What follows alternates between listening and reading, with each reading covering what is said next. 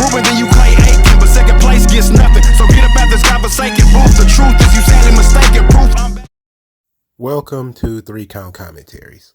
As the AEW Brawl situation continues, I talked extensively about the subject, but there's now some new stuff to discuss. Namely, that the Young Bucks are sending feelers to the WWE, in addition to a lot of other things. So I've talked a lot about the fight, the scrum, everything. But in this video, we're going to talk about the Young Bucks specifically. Their side of the story has been put out there. Dave Meltzer is now beginning the propaganda machine on behalf of the Young Bucks and the Elite. We're going to talk about that. We're also going to talk about a potential WWE jump for the Young Bucks and a tweet that I think is phenomenal in terms of what it would mean if the Young Bucks were to, at one point, leave AEW. So let's start first with apparently the Young Bucks, their side of the story. This is from Fightful Select. It says, sources close to the Elite say the Bucks went to Punk to just, quote, just like he told them to. So basically he invited them to come and talk to him, so that's what they did. He said the Bucks did not barge in, but opened the door, and before Matt Jackson could say anything, Punk started throwing punches at Matt's head. Those are probably the safest punches of all time. Don't worry too much about it. We've seen CM Punk throw punches. It looks like he's underwater, even when he's standing still above ground. He ought to be pretty safe. Nick went to stop it, but Ace Steel threw the chair at Nick. Wow, that's crazy. Kenny went to pick up and remove Larry from the situation because he was freaking out, and after Kenny got Larry out, Ace attacked him and bit him. Larry meaning the dog. So CM Punk's dog was present. And Kenny Omega was moving the dog along. And I guess there was time for a distraction. It was, instead of a distraction roll-up, we got a distraction punch and bite. That's insane. All parties kept shouting, and Punk threatened legal action against them. So he threatened to sue the Young Bucks. Well, they are executives, and they did come into his locker room and created a problem. Sean Ross Sapp stresses this is the one side of the story, and he's heard different from Punk's side. So the Elite are being painted in this situation as guys who were just going to see what was going on. It was just going to figure everything out. And then out of nowhere, Punk, who was very angry, started throwing punches at Matt Jackson. And then Nick Jackson got hit in the head with a chair. And then Ace Steel bit Kenny Omega. Look, come on. These people this can't be real. This can't be real. I'm glad that the wrestling media are saying, oh, this is just what we heard from the Elite. Because it's like, well, thank you. At least you're being honest in that regard. That it's not, the stone cold truth of what occurred. Now, some people may say, what legal action could there be? Well, it's a good question. Because what could Punk sue them for? That would be unknown. But I maintain, as I said before in my previous video, the least we could do is remove these guys as EVPs. None of these guys have any business being executive vice presidents of a wrestling company, even if it is just symbolic. Mongo, they don't have any real power. Even if it's just symbolic, they have no business running a wrestling company or in position to run a wrestling company. They don't deserve it. They've never done it before. They have no experience. It makes no sense. And then also, they're still working talent. Why create that conflict of interest? You can confront whoever you want if you wanted the boys. But when you're an executive, you can't go confronting people, even if they invited you to do so. You can't just go, I'm going to go into his locker room. And then it's the whole people trying to split hairs of whether they kicked the door down or barged in or knocked politely. But before that, it's like, I don't think it really matters. I think you don't handle stuff in the locker room. The boys handle shit in the locker room. If you're an executive, you don't handle things in the locker room. That's just not how you do things. But so they've begun their propaganda machine. That was the Sean Ross Sapp Fightful Select. Then Dave Meltzer went on his show And somebody summarized the Dave Meltzer, what he said on the show. Now, Dave Meltzer retweeted this, and basically kind of confirmed that this is most of what he said. So I feel comfortable bringing this to my audience. It's not just something somebody pulled from Dave Meltzer's words. He says, quote, Dave says Punk's media scrum rant was intentional and practiced beforehand. It was apparent as he targeted Nick Hausman straight away with no question was asked, wanted to bury Colt Cabana. Now, this part is absolutely true. CM Punk even said, you blew my spot, meaning that he knew that this Nick Hausman guy was friends with Colt Cabana. Nick Hausman apparently is from Chicago. So a wrestling writer or journalist from Chicago knows a wrestler from Chicago, and a wrestler from Chicago notices that that guy knows other wrestlers from Chicago. I mean, come on. It's pretty easy, right? Now, the idea that he may have practiced it beforehand and was intentional, it was certainly intentional because he said, I'll start. Before Nick Hausman even asked the question, he said, I'll start, which means this is something that is on his mind, something that has been heavy on him for a while. Now, whether he practiced it like he was, at the performance center standing in front of a mirror, I don't know about that, but even if he did, so what? There's certain amounts of information that you want to get out, and knowing what you want to say beforehand is always better than not knowing what you want to say beforehand. But so what if he practiced it? So what if it was intentional? Nobody said it wasn't intentional because, again, by this point, everybody already knew that he was going off and he was not asked the question. So Dave is not telling us anything new. Next bullet point. Dave notes Punk talking about Hangman Adam Page not doing anything in the business is false. Says that the pay-per-views headlined by Adam Page drew more than some of the ones Punk did. He adds Page has been a key guy in building the company. Here's, more Dave Meltzer spin. You expect me to believe that Adam Page is not a TV draw, but is somehow a pay-per-view draw. That makes no sense, right? That is nonsense. When Adam Page was the world champion, he was one of the most inconsequential world champions in the history of the business. He was basically a mid-card world champion. Yeah, they gave him a couple of big matches like Adam Cole or Bryan Danielson, but ultimately, he wasn't really the guy, And as far as Hangman Page doing something in the business, like what did he actually do? Before AEW came along, and I saw somebody else say this, that Hangman Page has been in the business 13 years. Most people didn't even know he existed until AEW. And those of you who did know he existed saw him as kind of a middling mid-card guy in Ring of Honor and New Japan. He was not a top guy in either one of those companies. He was not a world champion in either one of those companies. He had never done anything. He had never drawn any money in anywhere else. And if you want to say, well, he drew money in AEW, it's like, okay, well, he's got a idiot 37, 38, I think he's almost 40 now, billionaire, willing to sink money into his friends' fantasies and his own, if we're being honest. So he didn't really draw any money. He was put in a position, which basically, as I said before, he was promised that position by his friends because they stood in front of the world and basically said they wanted to make Adam Page a top guy in the wrestling business.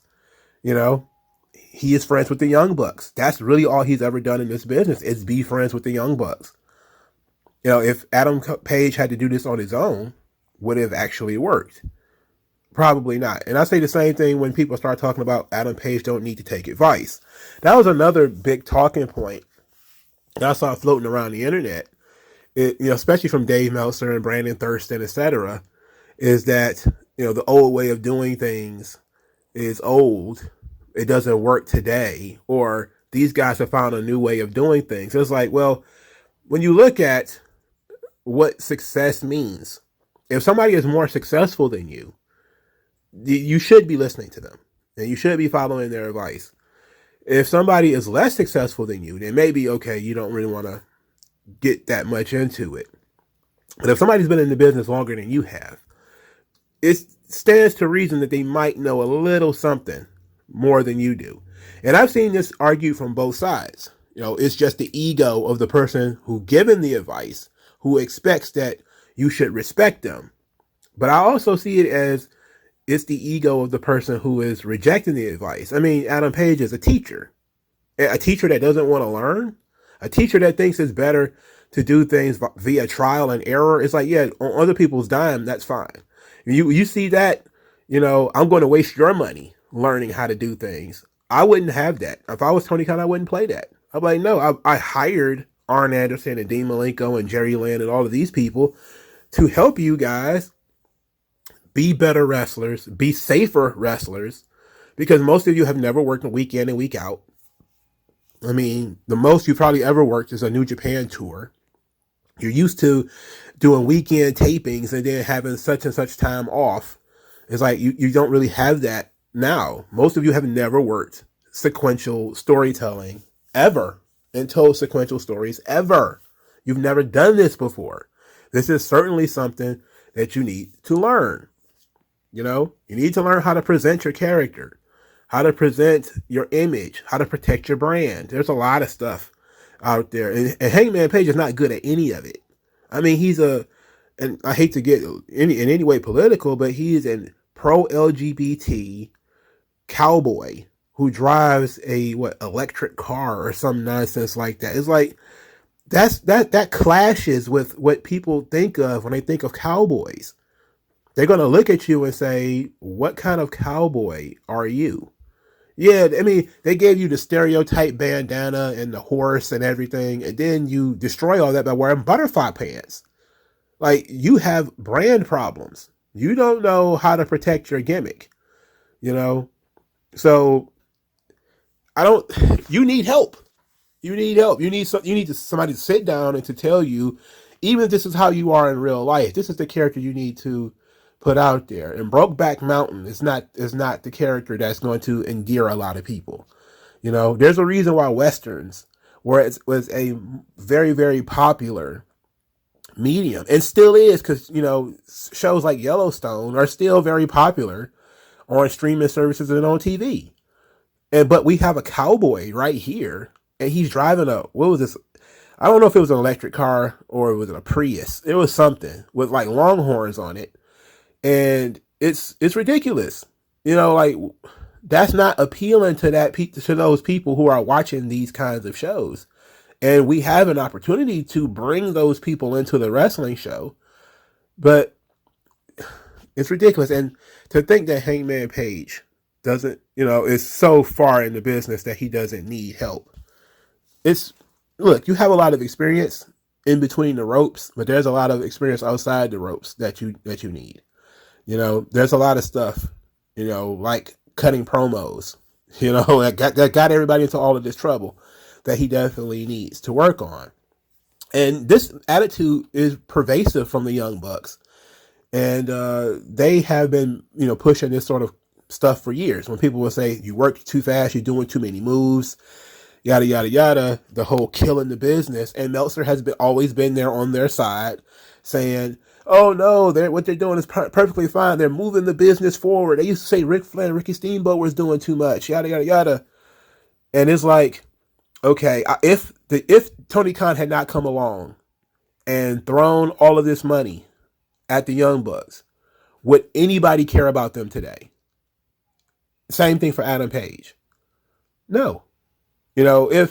If they were still in Ring of Honor, would they have boosted Ring of Honor out of the doldrums that they were in? No, because they had been there all this time anyway. Now you can give them some credit, probably not a lot, but you can give them some credit for the crossover success of New Japan in the United States. You can give the Bullet Club, the Young Bucks, some credit for that. Not Hangman Page, not at all, but the Young Bucks at least. You can give them some credit for that. But they weren't revolutionizing the business. They weren't changing the business. Doing all that high-flying acrobatic garbage, that's not what people were into. People were into sort of the cool factor of the Bullet Club. And not the fact that you could do flippity-doo-dah shit. Okay? And then, as we see, the Young Bucks are now part of segments that actually lose viewers. If your stuff is routinely losing viewers, you need help. You need to listen. You need to shut up and let people tell you stuff. You need to change things up a little bit, because your whole revolutionary way of doing business, yada, yada, yada, it's been 10 years of that. Okay? Just think about that for a minute. You've been doing indie takers and all that shit for 10 years. I'm sorry. If there's no revolution by now, there's not going to be one. Right? Now you found your own nice little niche market for it. But now people are saying we can do better, we can go higher, we can go further than the niche market that you've created. And now you're rebelling against that. I'm rebelling against, the broadening of the market, which is what CM Punk mentioned in the scrum. He mentioned that, you want to get your niche audience to hate your top babyface for bullshit reasons. And that's because at this point in time, CM Punk was representing the traditional. And yes, it's hypocritical because when Punk was in OVW, when Punk was in WWE, he didn't like the traditional. He didn't like their way of doing things. He wanted to do things his own way. So yeah, it is kind of, in a way, hypocritical. But, that's life. You grow up, and in growing up, you eventually run into, you become a hypocrite. Because Punk has gotten a little bit older. He can't do some of the same stuff he used to be able to do. And so his matches and things need to change. And the Young Bucks eventually will get to that point too. But they haven't gotten there yet. All right, now the idea that Page drew more than Punk in terms of pay-per-view seems pretty nonsensical. I don't know the confirmed figures of any AEW pay-per-view drawing, But I would imagine those pay-per-views increased substantially when CM Punk got on the card. And if Hangman Page was wrestling in the main event, chances are CM Punk was somewhere on the undercard drawing more television viewers than Hangman Page. And Hangman Page was ceremoniously the world champion, therefore was put on last, but was not the main draw for the show. I mean, that's like saying that WrestleMania 18 was drawn by Chris Jericho and Triple H. It wasn't. Clearly, Hogan and Rock was the top match that everybody wanted to see. CM Punk was in some very high-profile matches in which other guys were in the main event. His all-out match with Darby Allin. The great feud with MJF. That was actually drawing TV ratings. Those things were a draw. Now, if Hangman Page is on the top of those cards, he just benefited from CM Punk being on the card. It wasn't Hangman Page, because Hangman Page was drawing bullshit numbers wrestling Adam Cole on Rampage. If he was really a draw, wouldn't those Rampage episodes be some of the highest drawn Rampage episodes? But they weren't. Didn't he wrestle like Lance Archer in the middle of a show once? Like nobody cared about that guy, man. I'm sorry. I hate to spend so much time on Hangman Page, but the part with him is the most offensive to me, because if it wasn't for Tony Khan, nobody would even care about Hangman Page. At least the Young Bucks can say we were famous in wrestling, at least, before AEW. Hangman Page can't say that. Hangman Page has been the small child to which the Young Bucks have been holding his hand and walking him through this whole thing. Without them constantly pushing for him, without them telling people he's going to be our first homemade guy, even though he wasn't, he ended up being like the third, because Darby was more over than him at one point before they smushed him. MJF is more over than he is, So we're looking at this position, and saying to ourselves, Hangman Page benefited so much from his relationship with the Young Bucks. On his own, he's never done anything. So Punk was not wrong. All right. Let's go to the third bullet point. Dave says Punk has been a divisive figure and rubbing people off the wrong way in the locker room for a long time. Telling guys to not do stuff that got them over and successful in the first place, preaching old business philosophies. He adds that some listened while others didn't, which made Punk angry. Without knowing what those old business philosophies were, I can't say whether they were right or wrong, because CM Punk might be, preaching some stuff that didn't really work. Just because something is old doesn't mean that it's good. So we don't know. We don't know whether CM Punk was preaching proper, successful things. But we do know that what CM Punk was doing was infinitely more interesting and actually drawing viewers as opposed to what the Young Bucks, Hangman Page, and Kenny Omega wasn't even around most of this time, so I'm not going to include him in this. But we know that what he was doing was working. So if he was following his own business advice, and that was increasing business more than what the Young Bucks were doing, maybe he was doing something right. CM Punk rubbing people off the wrong way, that's just CM Punk being CM Punk. I mean, you can find stories going back 20 years of Punk getting into it with guys like Kevin Owens and Teddy Hart and guys like Undertaker and John Cena. And it's just been on and on and on with CM Punk getting into it with guys. That's just how he is. He's a douchebag. He's a shithead. It goes all the way back to Ring of Honor. It happened in OVW. It happened everywhere he's gone. CM Punk has an abrasive personality. That's just how it is. And they had to have known that when they hired him. Well, when Tony Khan hired him. And there's nothing they could do about that. You can't blame the Young Bucks for it. I'm pretty sure did Tony Khan ask their opinion? Probably not. I mean, this was a must-have situation for AEW. They needed to have CM Punk. So I'm pretty sure these things worked. Now, as far as people listening and people not listening, this has been something that pretty much every older person in AEW has complained about. JR has complained about it. Billy Gunn has complained about it. Arn Anderson has complained about it. Jake Roberts has complained about it. Everybody has complained that they've been trying to help the young talent, and the young talent has been ignoring them. And this is the Young Bucks, and it's their influence. Don't listen to people who, are trying to tell you what to do, because you can do it. And there's something positive in that, in so much as that you believe in yourself and believe in your abilities. But there's something incredibly negative in it too, because it tells you that there's almost nothing to learn from anybody else, and that you don't need the help of anybody else. And that's wrong. Unless you're Stone Cold Steve Austin or The Rock or Undertaker or even somebody like Roman Reigns or Brock Lesnar, you need advice.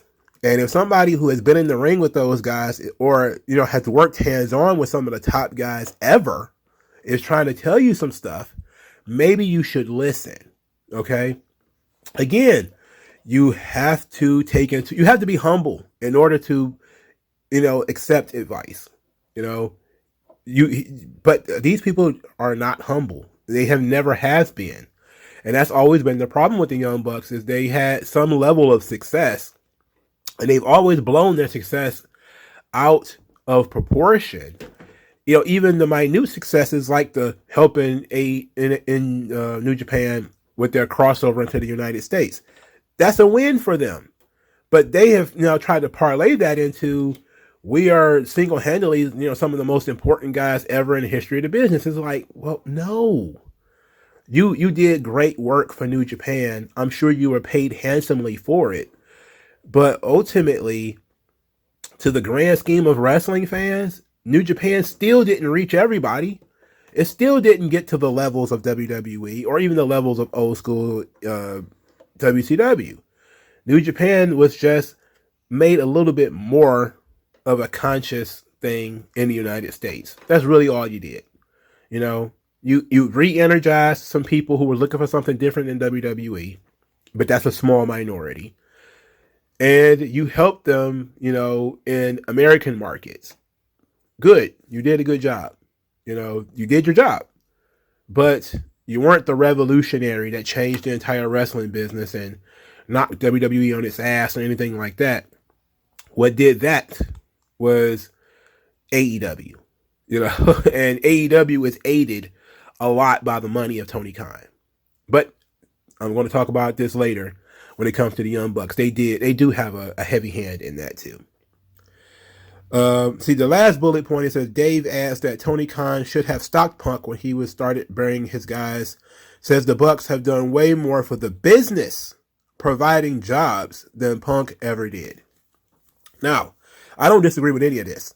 Tony Khan definitely should have tried to put a stop to CM Punk and burying Colt Cabana, Hangman Page, and the Young Bucks. He definitely should have done something. You just don't sit there and let this guy go off and cause all of this tension and cause all of this heat. Especially if it's not it's not planned. You can't let the guy go into business for himself. Now, in terms of the Bucks doing more for the entire business than CM Punk by providing jobs, I got to give them credit. This is true. AEW is providing jobs. Punk never did that. Punk never did that. He never provided jobs for anybody else. Punk has always kind of come into a company, weaseled his way into a position of influence, and maybe he was able to help a person here and there, but he was never able to help as many people. Tony Khan, through his money, the Young Bucks were able to create an entire other wrestling company and, provided a lot to the fans and provided a lot to the business. So via Tony Khan and their influence on Tony Khan, the Young Bucks have done a lot more for the business. I will give them credit for that. So he's not wrong in that one. At least if you talk about, there's guys working now who probably would be on, I don't know, in MLW shows or GCW shows, the hot dog circuit. They'd be back on that. But now they're in AEW and they're making some decent cash because the Young Bucks were willing to, instead of going to WWE, help start AEW and use their popularity and their cult-like following to boost AEW. You're right.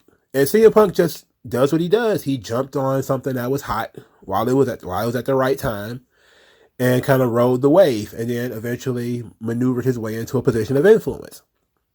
At the same time, though, AEW wouldn't be where it is right now if CM Punk had not joined the company. If CM Punk had stayed home in 2021 and just continued to watch AEW, where would AEW be today? I don't know. I mean, some guys still would have came. I think Adam Cole still would have came over. Same thing with Kyle O'Reilly. They might have actually gotten Kevin Owens and Sami Zayn, instead of CM Punk. Maybe Cody would have stayed, but I don't think it would be at the level that they're at now. I think CM Punk has increased AEW's business, and he's done so, and he has increased their profile as a former WWE guy who was very popular at one time. So it is, a double-edged sword in that way. So now, having talked about all this, we can look at a situation and say to ourselves, the Young Bucks are putting out feelers to WWE. What does this mean? Well, for me, what it means is they probably text some of the friends that they have there, asking what the backstage is like, how have things changed now that Vince is gone. Are they taking tag team wrestling a little bit more seriously? Because Triple H actually is a kind of an old school, likes tag teams kind of guy. Do they think they could fit in WWE today? Is it a threat to leave? I don't think so. I don't think it's a threat to leave. I think they want to keep their options open. And if this CM Punk thing is going to continue to be a problem for them, they need an escape hatch, which anybody does. But I think, to be quite honest, the Young Bucks will be the last guys to leave. I would expect Kenny Omega to leave before the Young Bucks. I think that the Young Bucks are going to be guys who go down with the ship, because this is what they've always kind of wanted. Kenny Omega has always kind of wanted to stay in New Japan and be the top gaijin. That's what he, busted his ass for. The Young Bucks just wanted to be in WWE, but felt that they couldn't fit because they were undersized and WWE hates tag teams. So if that stuff is changed because Triple H is willing to push undersized talent and he's willing to, have increased effort into tag teams, then they have no reason not to go to WWE outside of WWE doesn't want them, so, but they might also enjoy being their own bosses now and not wanting to go and work that schedule. But it's just feelers, whatever that means. And it could have just been they sent somebody a text message saying, hey, how's things going back there with Triple H being in control now? It doesn't mean that they absolutely will be leaving or anything like that.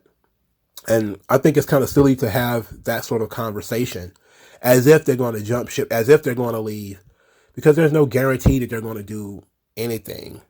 It's just, hey, we're getting burnt up here. It's not working. People are starting to tune out of what we're doing. I think they said that their trios match for Kenny Omega, Kenny Omega's return, lost like 200,000 viewers off the show. And that's not the first time something like that has happened. The Young Bucks have gotten stale. You know, losing those trios belts probably was for the best when it comes to AEW, because people were getting tired of the Young Bucks. And they do the same thing in every match, essentially. So their act has kind of run dry. And maybe they're looking for a way of, hey, our act is running stale. We're constantly getting into it with guys. There's becoming a split in the locker room. You know, the audience is getting tired of us. They're still responding, but the people who are watching on TV, who is now a new phenomenon for the Young Bucks, is to actually have people watching on television, are starting to tune out. And since those people matter, you know, what do we do? You know, maybe we need to jump ship to WWE. You see what, you know, how it energized Cody. When people were getting tired of Cody, they started booing him. You know, and in WWE, they haven't got tired of Cody yet. And it's very fortuitous for Cody that he got injured and gonna have to go sit home for a while, because now he gets to make the heroic, triumphant return and, you know, start the love machine all over again. So the Young Bucks are smart guys. You know, they're not idiots. They're smart guys. They can look and say, there's a lot going on now. And the landscape of the business is different than it was 3 years ago when they started AEW, or when they helped start AEW. You know, there's a lot more opportunity for them in WWE now. If they need to get out of AEW for whatever reason, is it possible for them to do so? That's really all that they're talking about here. That's all they're looking at. Is there an opportunity for us? That being said, losing the Young Bucks is a really big deal for AEW. Losing the Elite is a really, really big deal. Not just because the company is called All Elite Wrestling, but because of this tweet. This is a good tweet. This is from at Drain Bamager. I don't know. This is just an AEW fanboy, but this is a very good tweet that I actually agreed with. AEW without CM Punk will take a significant hit, but they will survive. AEW without the Elite will strip the company of its identity. That's the fact. That is an absolute fact. You would look at AEW. The very foundation of the company is the Elite. It is who it is. You know, when they did the first press conference, it was all people in Bullet Club shirts, and those were the people who were the core audience of AEW when the show started. The indie fans, the people who loved defending them online, the Meltzer crowd, those people were the audience for AEW. If they were to lose the Elite, AEW would definitely be in trouble.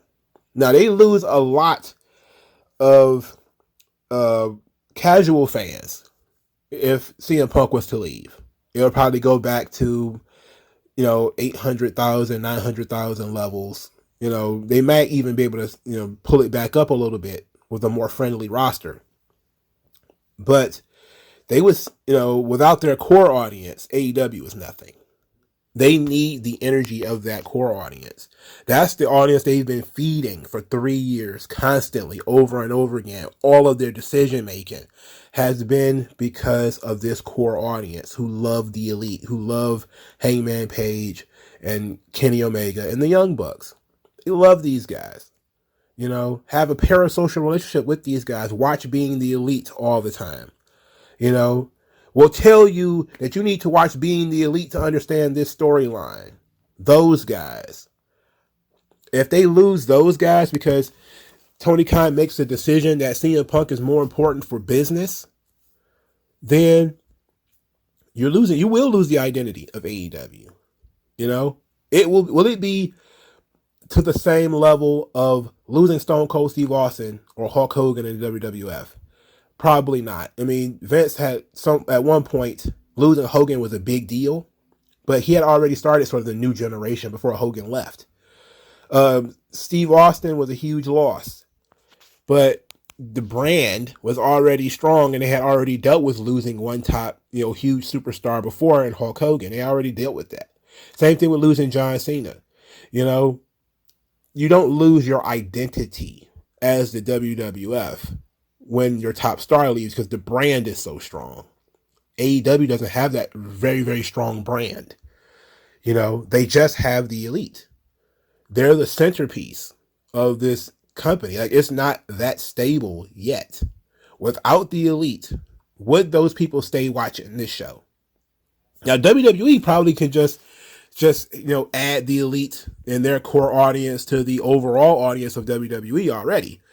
But I'm telling you, those people are going to get pissed off very quickly. The moment, the Young Bucks have to do a job for the New Day or some shit like that, those people are going to bug out and just absolutely act a fool all over Reddit and the Wrestling Observer newsletter and all that kind of stuff. The moment the Young Bucks have to do some kind of silly comedy segment, they freak out.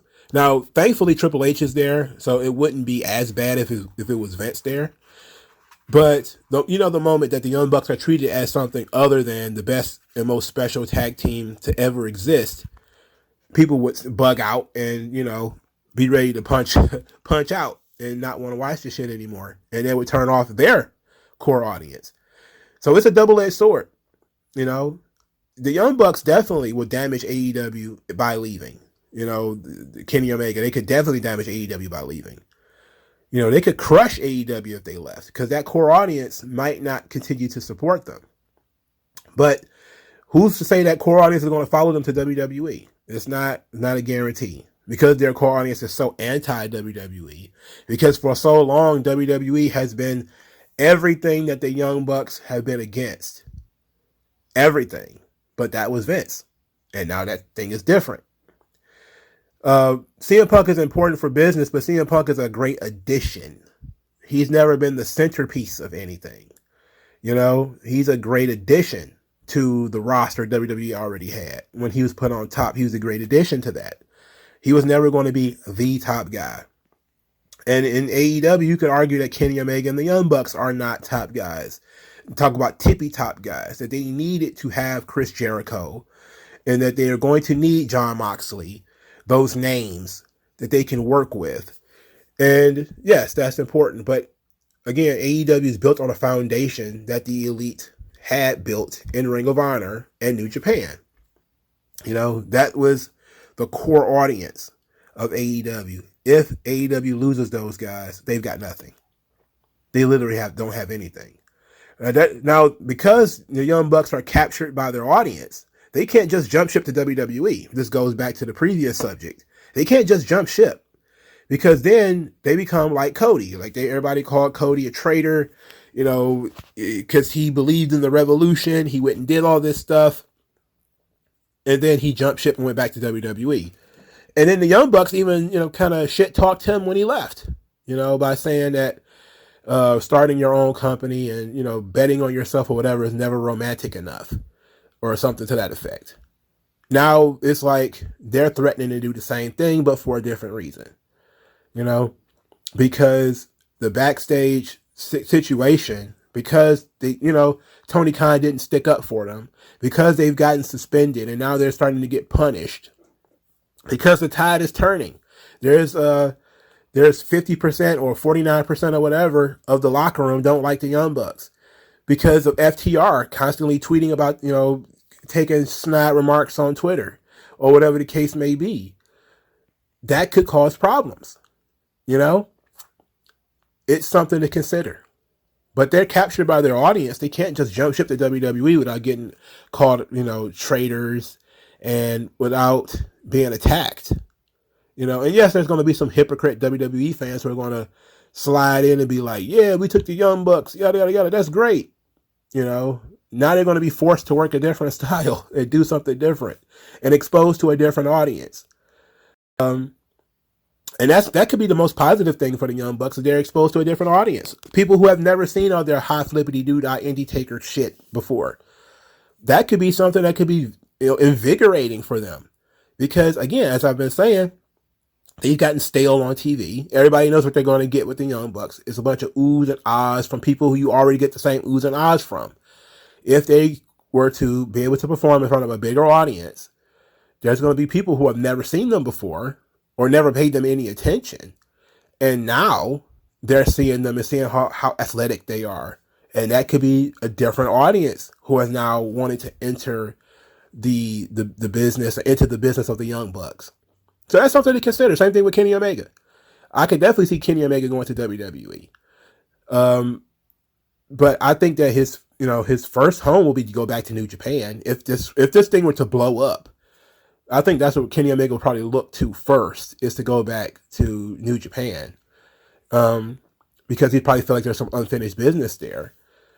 But I definitely could see all of them coming to WWE, because I'm one of those people that think that most wrestlers, regardless of where they come from, that's the goal, is to be, at WrestleMania, at SummerSlam, to do those types of shows. And you're delusional if you don't think that's the case. That's like saying I want to be an actor, but I don't never want to be in a big budget Hollywood blockbuster movie. I would want to do small art house films for the rest of my life. It's like nobody thinks that way. You get into the business, and if that's kind of where you fall, you kind of settle for it. You find what's good about doing small art house films and how it differs from doing the big blockbusters and stuff like that. That's how you rationalize being on Broadway, or being off Broadway rather than being on Broadway. You rationalize, how you're not a big blockbuster actor. You say, well, I'm a real actor then, because, I work my role and I do all this kind of stuff. You just kind of go with that. But if you can be in the big blockbuster movie, of course you want to be in it.